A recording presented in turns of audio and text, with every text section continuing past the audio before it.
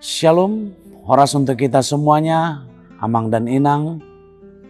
Firman Tuhan untuk kita hari ini akan kita dengarkan, namun terlebih dahulu kita berdoa.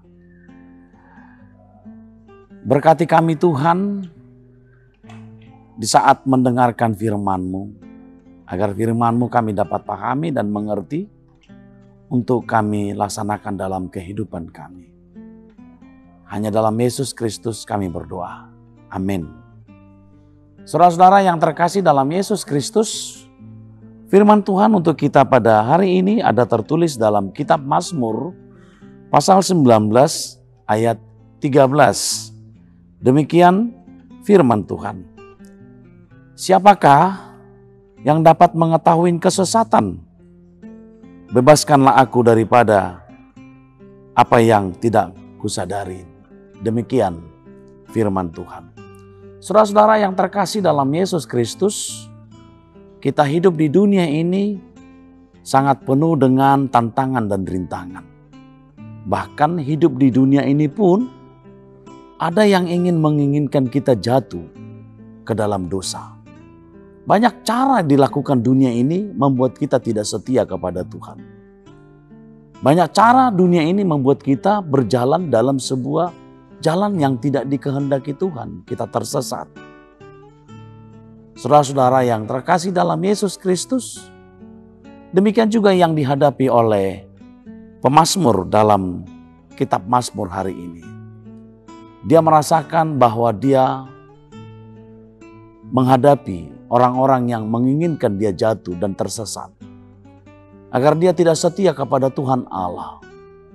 Agar dia melanggar segala apa yang dikehendaki oleh Tuhan Allah.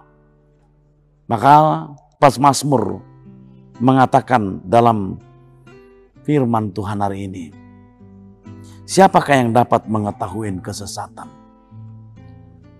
Karena kalau kita katakan hidup di dunia ini dengan penuh dengan kegelapan, siapakah yang akan menuntun kita? Siapakah yang akan menolong kita menjalani jalan kegelapan ini yang penuh dengan segala kesesatan? Pasti kita butuh yang namanya menuntun perjalanan hidup kita.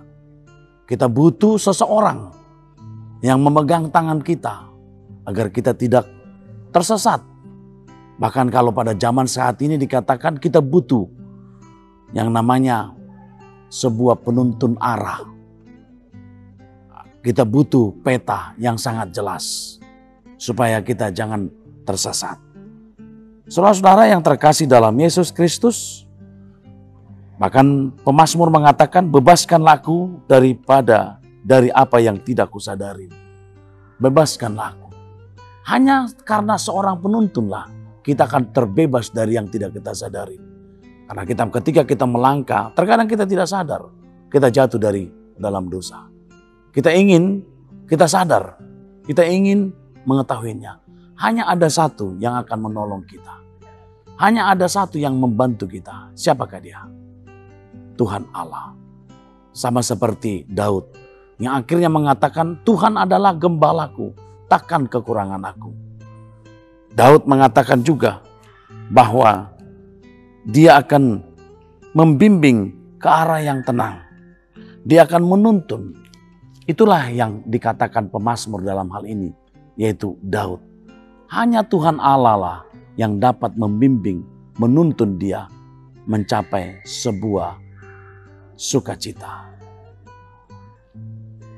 Serahkanlah hidupmu kepada Tuhan, agar Tuhan membebaskan engkau, membebaskan kita dari yang tidak kita sadari. Amin. Kita berdoa. Terima kasih Allah Bapa di sorga atas penyertaan-Mu dan berkat-Mu kepada kami. Terima kasih Tuhan Engkau telah memegang tangan kami. Terima kasih Tuhan Engkau telah membawa kami kepada tujuan hidup yang sangat indah. Yaitu sorga yang kekal. Itulah tujuan hidup kami selama kami berada di dunia ini. Allah Bapa di sorga, banyak yang membuat kami ingin tersesat. Tetapi kami percaya Engkau akan menuntun kami kepada tujuan iman kami. Terima kasih Tuhan. Di dalam Yesus Kristus kami berdoa. Amin.